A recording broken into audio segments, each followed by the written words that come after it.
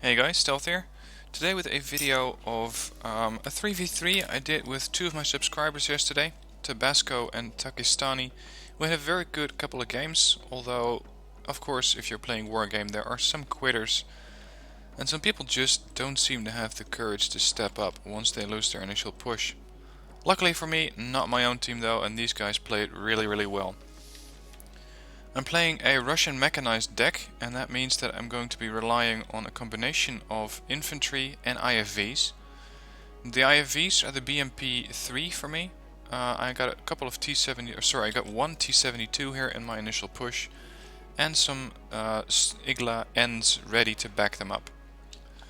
I got one scout up here. This is my Mi-24A, carrying some of the recon that I'm going to deploy in these mountains so that I have a good overwatch on these towns in Alpha and in Charlie. Now it's always very handy to know exactly what kind of players you're up against.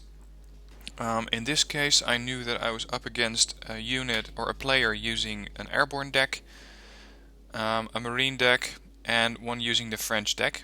And once you know what kind of player you're up against in your particular area of the map, and for me that was going to be Alpha and the edge of Charlie, then you know what kind of units you can expect to have to counter. So if you know that, for example, you're going to be facing off against the French, you know that you're going to have to fight some fast bombers, you're going to have to fight some decent infantry, but that, for example, their armor isn't very good and their stabilizer isn't very good. So if you lure those over an open area like this, for example the AMX-13s or the AMX B2 Brennus, stuff without a stabilizer, you have the advantage. Anyway, the game's off. I am starting off with my BMP-3s. If you haven't seen these things before, and I find that very hard to imagine, these things have the Arcan ATGM, very good accuracy for a unit like this. Can even be fired on the move, although I really wouldn't recommend that with 15% accuracy on the stabilizer. They also have two autocannons, one which has even some AP power and one that has a lot of HE power and a good rate of fire. So together these guys are going to push over and capture this town, while my other group is going towards this section, or actually now over here, capture these buildings and block off this cordon. Now, we're taking a lot of fire. I don't know exactly what these units are. I know that my Mi-24 is armored. It has some armor on the front. We're taking machine gun fire, which is both not accurate and not very devastating to this unit. So, let's just by profiling look at what kind of units these are. These are UE transports, which is something that at least the French don't use. We know that for sure. And we got some CH-46 frogs.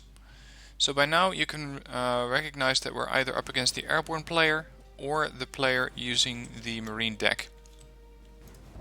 And this is just by not actually having a good sight on these units, but more or less a recon.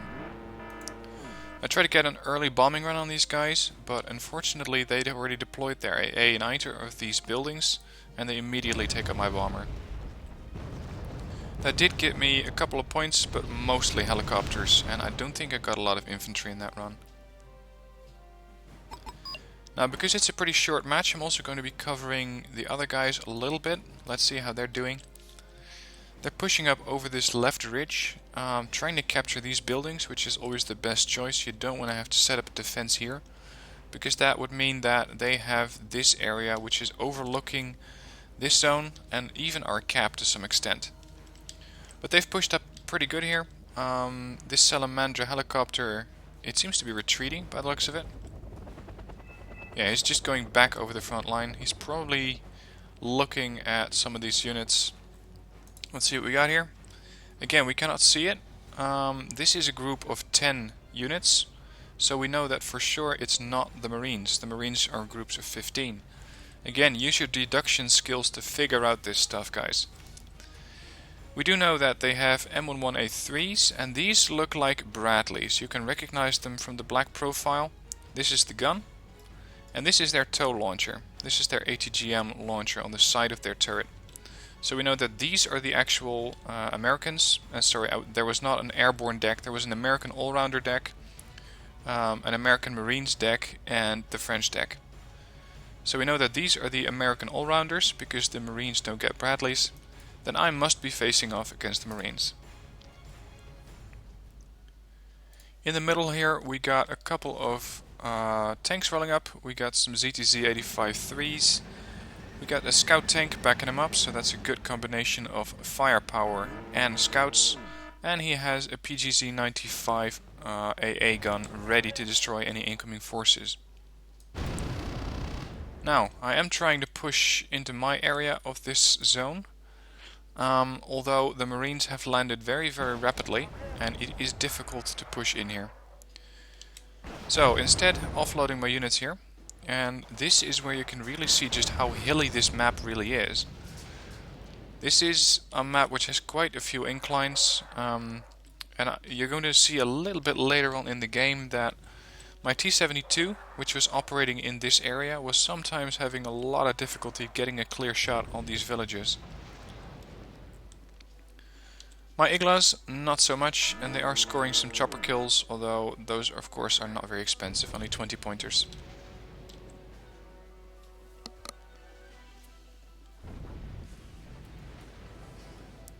In the middle of the map we got a couple of units coming in, and it seems like this player has divided his forces. This is Peshmerga, and these forces are, they are Rusevins and... oh, this is curious. Maybe we're dealing with multiple American decks and I messed it up with a couple of French deck. I did play another game with these guys and that was against a French deck, so I probably messed it up, and we're playing against 3 American players. Or using American deck. I got my T-72 here. I got a couple of LVTPs coming in. I'm not sure if this is the grenade launching version, I don't think so, because they only have a machine gun turret on top of it. But there might be smalls inside of it. The RPG armed Marines, and those are extremely deadly to T-72s. So I'm reversing, and by doing that I lose sight of them. But I also make sure that the distance between my T-72 and their RPGs is long enough so that I don't get attacked. By now my recon was unloaded, my chopper was unfortunately taken down, so I'm trying to get these guys in safety as soon as possible. And by using this ridgeline, these choppers can now no longer fire at me, so my recon for now has survived. Another chopper kill here. That was the chopper that was taking aim at my scouts. And you can see here that these are LVTP-7s, as I expected, not the LVTP-7A1, so not a grenade launcher on this vehicle. These things are only using Browning machine guns, and all of them have been heavily damaged. But still, I do want to take them out because they might be spotting either of these units. And I think that by now they're trying to suppress my Igla Ns, which were moving into position up onto this ridge to make sure that I could take out some more helicopters. Now in this situation I could use a bit more recon in here. I got my T-72, which has poor recon, the MT-LBV again poor recon, and these guys have medium recon. So my best recon units in the back, and it has to be in the back because you don't want these guys up front. So what I need here is a bit more recon. And these guys are on the wrong side of the ridge. I could push them back onto this side now, but in this situation I was also micromanaging a command vehicle. I did want this command vehicle to capture this zone, but there's not a lot of hiding spots. You got these bushes right here, you got a bit of forest cover over there, and the rest of the cover is actually inside this town. Now that's my section. Let's see how they're doing. They are pushing up with a couple of Motorschützen versus Navy SEALs. This is never going to work. But the Navy SEALs are heavily wounded. They only got 1 guy left. They're also facing off against a full double group of riflemen, 20 guys, and probably another group of riflemen. Seeing that their low veterancy is only 2 marks, I think this is riflemen as well. They're fighting those guys with LSTR-40s, which are more or less the counterpart to the British SAS. These guys have a very good RPG and they got a nice AA missile. So these guys actually stand a chance against the Navy SEALs if you keep them at range, because you don't want that grenade launcher firing at you. He also has some other units here. He has this Sokol, which would be nice to have firing at those SEALs, but I think that there's AA in here, so he's not using those. Over here we got a good presence in the middle. We got a couple of these tanks. This is the combination we spotted earlier, I think. This is their battle tank and the scout tank. He has Legions in here, which is an interesting choice, because Legions are not good forces. Sorry, they're not good forces for stopping vehicles. These guys only carry the napalm launcher, which is never going to do a lot of damage against transports, let alone tanks. So what he could do here is bring a bit more infantry armed with either RPGs or ATGMs and completely lock down this bridge and possibly even that bridge. Otherwise he has a recon unit here, a BRDM-2, a BTR-80, which is a nice unit because it has the autocannon. He could use that to go after the Chaparral, but not with the Bradleys in the way, so he was making the right choice keeping them here. And we got some Yukon Days, and these guys are armed with some nice weaponry as well. So he does have some RPGs in here, but the moment that an actual battle tank comes over, he's in trouble. And he doesn't have any AA in here. The PGZ-95 was over here. We got a TY-90 over here, which is the AA helicopter. So he could use that against the longbow, but I don't think any of his vehicles are spotted right now. Yeah, one of them is. This WZ-551 gets double tapped by the longbow and easily taken down. Now let's see, I saw or heard a plane coming over. In this situation, seed would be nice to have. Yeah, he dropped a huge bomb here, probably a B5.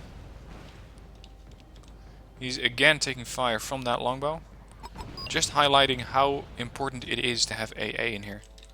He already has infantry in this side, and having a couple of man-pads in this ridgeline or this forest would make it very, very difficult for this longbow to operate safely. Over here I just got a notification that I lost my scout unit, and that's the guy I had up here. Those are those Radetkas. So all I got left here is my empty LBV transports, one T-72, and my Igla Ns, which are starting to run out of weapons. These guys are coming way too close to my command vehicle, so I'm retreating it not to have to spend another 100 points in getting this thing back. The helicopter gets taken out, and not a moment too soon, because that ATGM was going straight for my command vehicle, and because it lost targeting directions from its firing vehicle, it didn't pursue the UAZ any further. If that would have been a fire and forget missile, this would have been a completely different situation.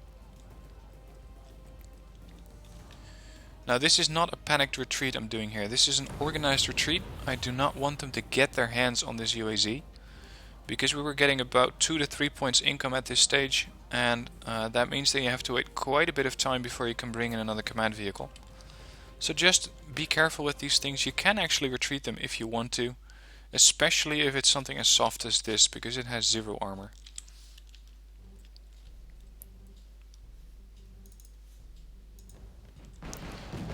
This longbow is starting to turn into a problem, and he is starting to counter it using his PGZ-95, although I'm doubting that thing has enough range to go after the longbow right now.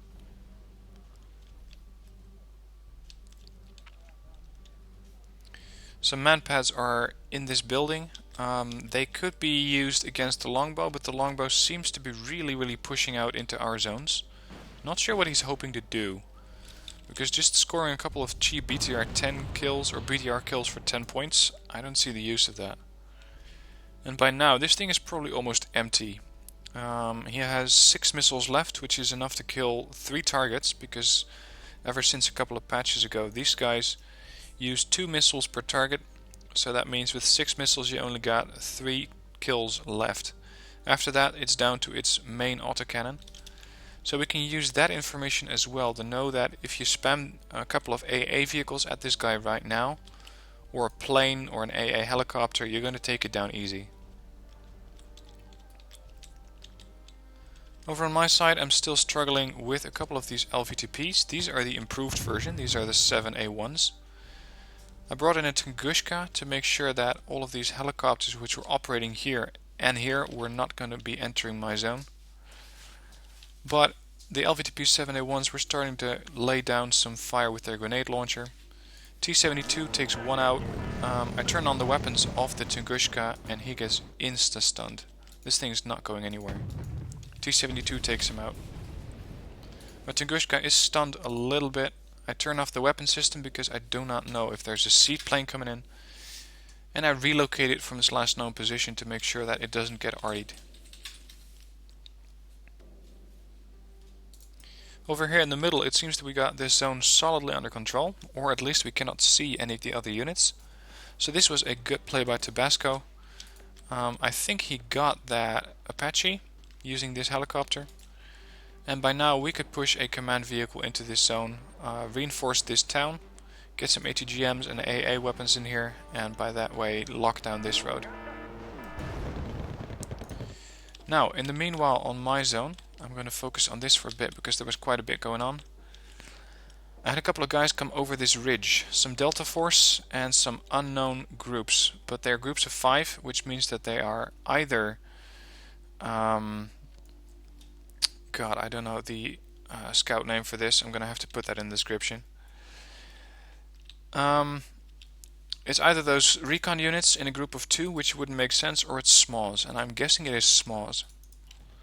So I don't want those guys firing at my tank, getting the tank out of the way, but they take out both of those transports. And now it's time to get this Tunguska involved. Because this thing has a lot of firepower. It's just beneath this ridge line, so moving it up.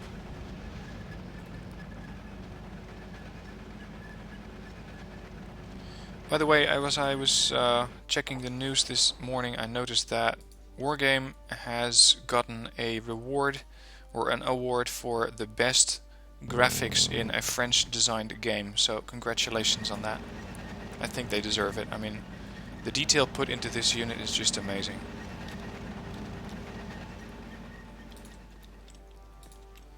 So Tunguska fired a couple of shots, but I lost sight of these guys, and because my recon is also dead, I got absolutely nothing into this zone right now.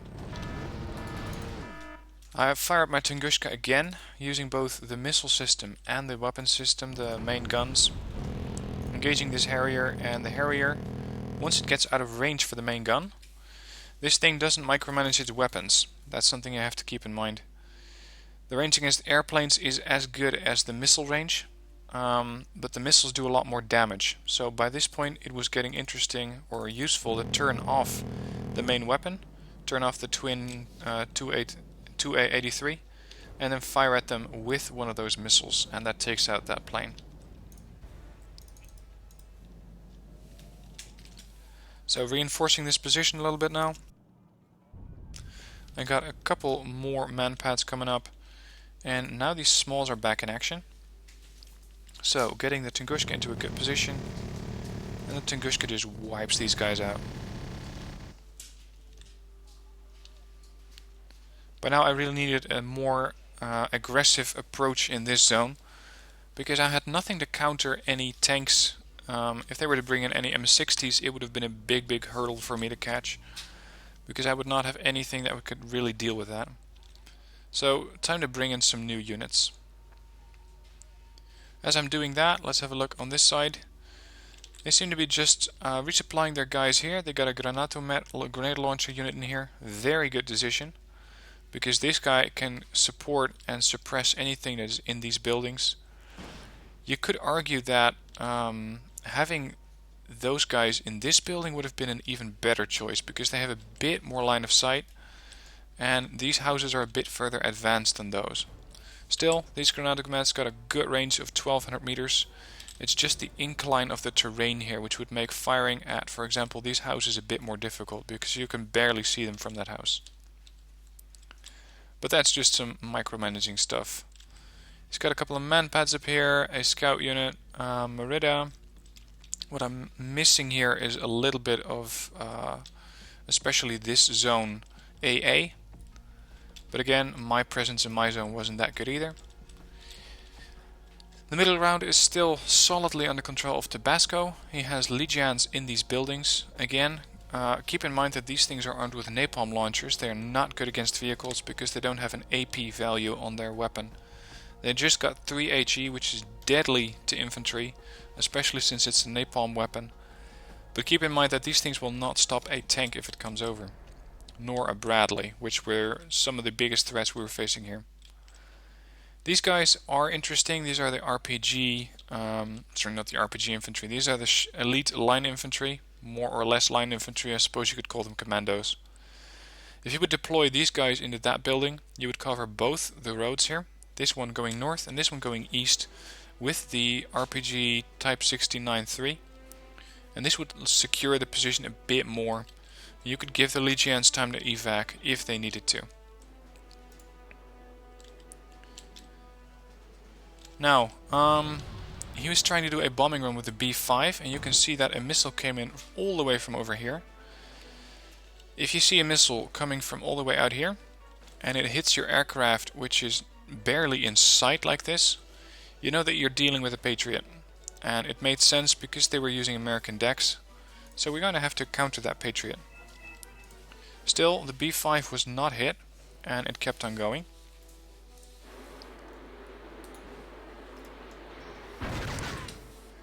Unfortunately, the B5 gets taken out, but not before he unleashes his deadly bomb,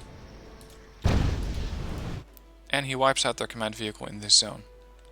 Excellent play, a good trade, neutralizing a command zone. I don't know how many kills he got here, but neutralizing a command zone, trading a bomber for that is a good trade. Now over here we got an Abrams, and in my zone I'm still bringing up some new units. I got some BMP-3s up here, again combined with a couple of Motostrelkis inside. I really wanted to start pushing onto this village, but I didn't know how many units they had. They apparently are also trying to push here, using a couple of SMAWs, and they are being spotted by my Mi-2 Scout Helo. They also spotted an LVTP again here. I'm now trying to move my Tunguska into a more favorable firing position to get a shot on those SMAWs. Accidentally, with this helicopter, I trip over these guys. These are LVTPs, and this is a wave of helicopters. So instantly get this helicopter out of there before they shoot it down. It is only 40 points, but our advantage wasn't that big at this point, only 300 points. So getting this thing back to the fob, which is over here, getting it repaired. Now if these guys really want to push over, and I don't really think that they do, they're going to be dealing with this Tunguska, which is an excellent weapon system to use against helicopters. Offloaded my Motostrelki to do a one-on-one with SMAWs, backed up by the BMP-3s at long range. Don't get these BMP-3s at short range because the SMAW will take them out in one shot. The SMAWs will also do some damage to infantry because they have 2 HE power, but they have to be stationary, and these guys were moving. So they were only using their machine gun, their M16, sorry, which is not actually a machine gun, it's an assault rifle. They weren't using the SMAWs, which was good news from Motostrelki. But by now I did have to take out both the LVTP-7 and the SMAWs very, very soon using the BMPs before I lost too many of my infantry in here.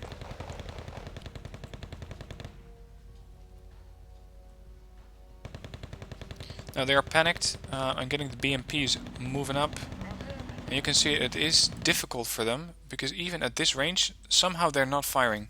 I'm not sure.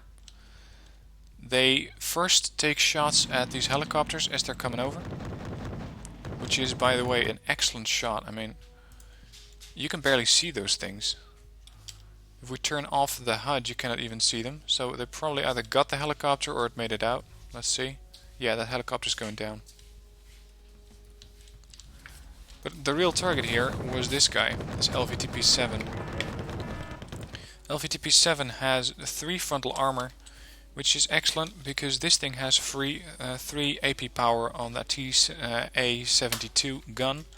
So this thing is about a 1-shot or a 2-shot for those BMPs. Easy kill. Lost quite a bit of infantry, so I'm gonna have to repair these guys, reinforce them with a couple of new fresh guys. But the only supply units I had were the big resupply choppers or the slow trucks. I opted for a resupply chopper because they're just a bit faster. Getting a truck up here would have taken quite a bit of time, and there wasn't that much time left. Or actually there was, I just wasn't going to spend that much time waiting. So by now I got a couple of BMPs, I got my AA, I got my TO-62, which has both the main gun and the napalm launcher. The only thing I'm missing here is recon. I'm bringing in my command vehicle again, just to make sure that we can get a little bit more income, and the more income you get, the better you do. Over here, this MI2 is still spotting these guys out here on this road. They're seemingly either coming in from the rear or going down to this road. And coincidentally, I had just called in an Mi-24 VP, which is really going to town on these marine carriers. He fired a lot of his rocket pods, a lot of his Kokon missiles, so this thing is pretty much empty, save for the autocannon. And by now, we are dealing here with Saboy or Shaboy, who thinks it's a good idea to come up against, or to go up against an Mi-24 VP with his autocannon, using a couple of barely armed transport helicopters. And I teach him that that is usually not the way to go. This thing only took one block of damage, taking down 2 or 3 helicopters in the process. Over here on the other side, we got quite a bit of engagement going on. He pushed up with some Motorschützen, which are capable of taking out the Bradleys, but he seems to be only firing at the riflemen by now. And now he's starting to fire at the Bradley. Doesn't get him, unfortunately. We got a bit of Granatomets over here. And we got some SPW-80s backing them up with machine gun fire. Over here we got the T-55 AM2 Merida, backing them up using probably only its main gun. Machine gun still out of range. I did put down a marker here, bring mortars if you have them, because mortars would easily dislodge this infantry, which is solidly stuck in these buildings. So mortars would easily get these guys out of here. Now quickly switch to my side. I wasn't moving my Tunguska enough, and somehow they were being spotted. I'm not sure by what, but this Skyhawk unleashes its barrage and takes out my Tunguska. Very cost effective, because this thing only cost 60 points and my Tunguska cost 100 points. So let's see exactly what was spotting me. It was not this Cobra, but because the Cobra was on the other side of this ridge line. I don't think it was the Smalls or the Delta Force. It definitely wasn't the Stingers. So it has to have been one of these infantry units spotting my guys. And that is an unfortunate loss to this Tunguska.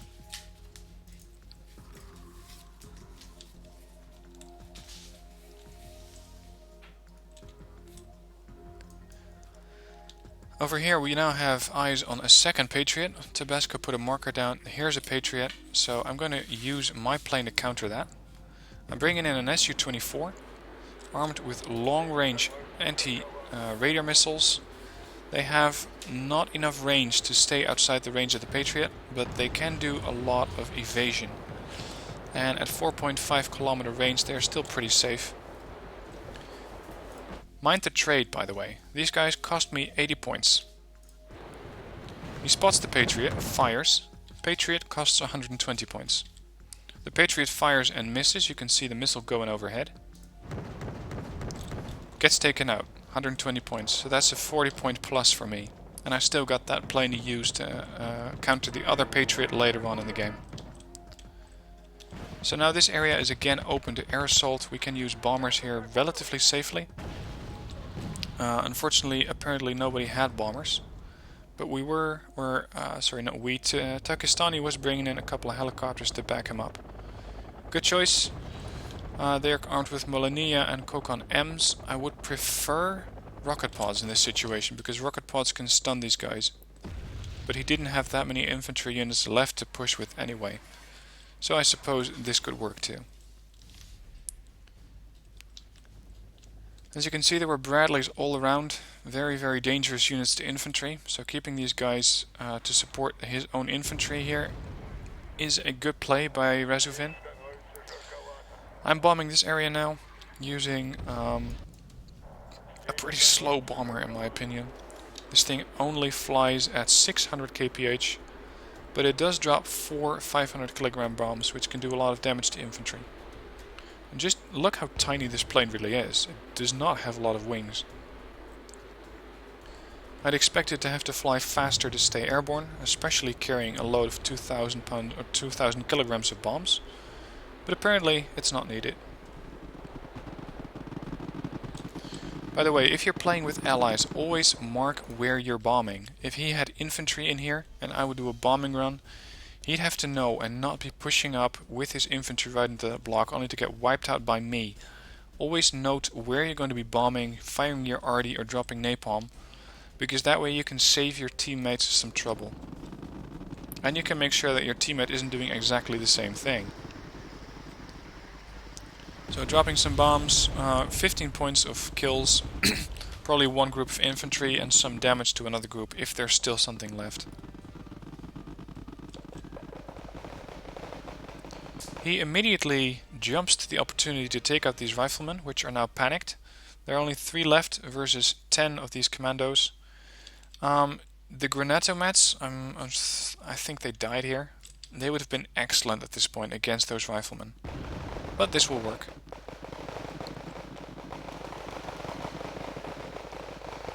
Over in the middle, not a lot going on. I suppose that by now we could have had a command unit in this area to make sure that we had a bit more income.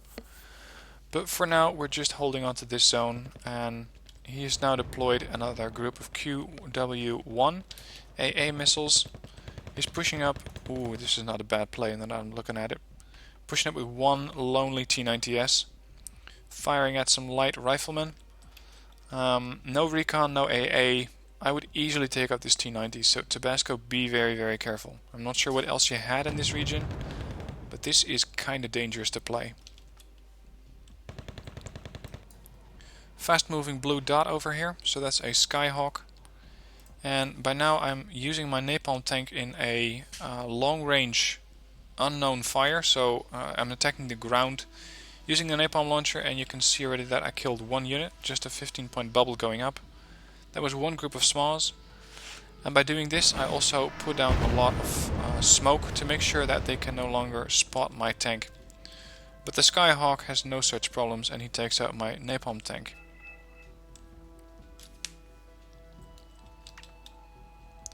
Got a BMP-T coming up here. This one is armed with, if you haven't seen it yet, a grenade launcher, a main gun and a secondary gun. The main gun is a 3 HE power weapon. The secondary gun, the TA-72, is an autocannon armed with 3 epi power, so you can do quite a bit of damage with it. By now I was getting a bit too aggressive here with my BMP-3s. I should not have pushed in here this fast, because there was still quite a bit of units left here. And judging by all of these cluster bombs, I'm taking quite a bit of fire from... I'm not sure which it is. I think it is a standard MLRS system. I know that's launching from there, and I was wondering what exactly that is. Yeah, it's a Mars. Okay, I'm now thinking that we're dealing with one general NATO deck, not actually an American deck. Because over here, other than that lonely Patriot, he was probably the secondary Patriot mirror to that side. I think that they only brought in a general NATO deck, and that's why they're firing a Mars at my position. 6 AP power is very, very destructive to all of the IFVs and APCs I had in my zone. So he made the right choice here, but there wasn't anything to shoot at. The only BMP-3 loss I took here was due to those SMAs in the building, or the Delta Force, not actually to those Mars. So he fired a Mars. He instantly gets marked by Takistani, very good job. So we now know where he is. And he is relatively close to a FOB. He could go to the FOB and rearm, but I doubt he's going to do that. At this point, one of the players left the game. He surrendered. He only got 280 points. Shaboy is immediately following his surrender, and he surrenders as well. Now, if you're looking at my area of the map, these guys were spotted because they were not in cover anymore. There was probably the Navy SEALs, which we briefly saw up here, spotting my unit. And I try to do another bombing run here. Yak 38M gets taken out. You can see his corpse going down here. Doing a bombing run on this building. Again, 15 points, so that's the last group of smalls, I think. But I don't have any recon in here, which is dangerous. I do need to get a recon unit in here. The Mi-2 is back here. I should have pushed it up, but there were stingers in here, so it was difficult to safely make a scout run there. And considering that we're taking fire from what seems to be a main gun in this region, there might be a tank operating there.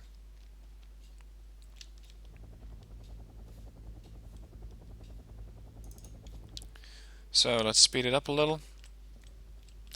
Doing a recon run. Bad choice, because the stingers instantly take down these guys. Mi-24 VP spots the SEALs and takes them out, so that's safely this region. The region is safe again. USE is back in cover, so he is no longer spotted. Still, I should have moved it.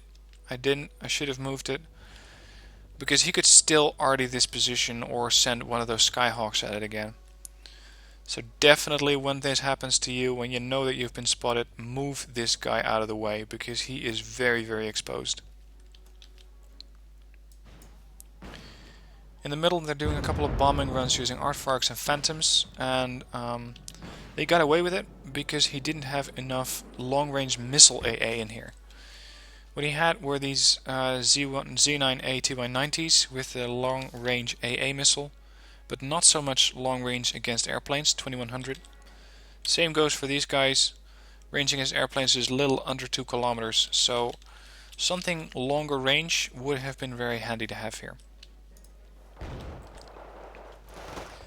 Takistani on the left flank is pushing up heavily into this zone. He's doing a good job. These guys are a bit lagging behind. If you put those guys up there, you could suppress them. And he's slowly bunny hopping from building to building.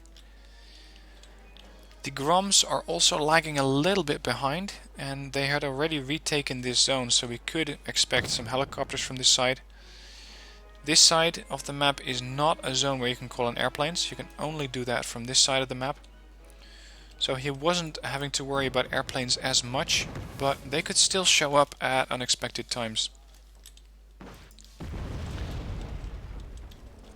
Now, I have brought in a couple of Nona mortar carriers. I'm firing my Nonas at this building here. I want those stingers out of the way to make sure that I can actually push into this region using both helicopters and infantry. And there goes the secondary guy who surrendered, Shaboy.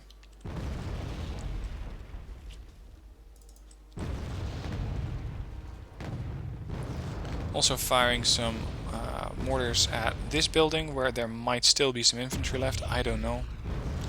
Firing at the aft building, just thinning these guys out a little bit or making them panic. But the Strelki are moving up. I want them to go around this side and then into those stingers.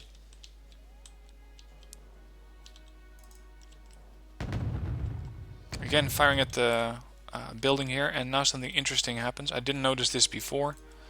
But these shells go through the mountain and come out on the other side. This is a bit of a weird mechanic, but it works. And I'm now smoking this building because I want to do a bombing run at it. Sometimes if you put enough smoke around infrared AA, or even radar guided AA, I think, they're not going to be able to see the bombing run. Now in this case I didn't get away with it because they still had eyes on this Yak 38. They could still see it from this building, so I should have put down a lot more smoke, and they instantly take down my plane. But sometimes it does work, and I do take out both stingers. So next time, smoke a bit more of these buildings and then do the bombing run if you want to copy this tactic. Getting my Motostrelki into this building now and using the smoke as cover from the Delta Force, which are still in there. I also brought in a couple of Spetsnaz. They're waiting patiently in these Mi-24Ds. Moving them up now because I think that by now their AA is gone. So now I have at least a foothold in this village. And you could say that I'm playing this a bit too carefully, maybe, but this is just my playstyle, and this way I'll make sure I don't take too many losses. Again, shelling this building before my group comes in. Mi-24 VP or Mi-24P takes out this supply chopper, and we're starting to push up with the Mostrelki. Really clearing this village now. Spetsnaz are ready to go. And the Mi-24, I'm not sure why, but it landed. I only told it to unload. Once these things are landed, they're very, very exposed. They're very, very open to AT fire, like the laws that those guys are carrying. They're out of range, but still I want these guys airborne and on a sort of overhead watch.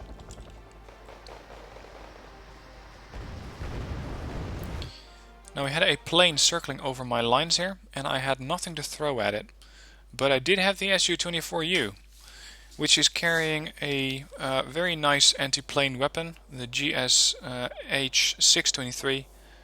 Good weapon system. Not the best range, of course. I would like missiles to fire at the Skyhawk, but it does pay off. And this thing is just barely maneuverable enough to keep up with the Skyhawk. This thing has a turning radius of 400, and because I damaged it using the Su-24, the Iglas took it out. The Iglas took it out at range. So that is their Skyhawk done. Pushing up into this tank now. The tank gets wiped out by my helicopter. Unfortunately, my Mostrelki are getting barbecued here, probably by an F4 Phantom II. Taking a lot of damage from the napalm. One squad dies. And for some reason this other squad also dies. I'm not sure why, because by now they're not anymore in that flame zone. But I don't know why these guys are still taking damage. Might have been a glitch, might have been that the animation wasn't fully over this town, because I think they were safely out of this napalm zone.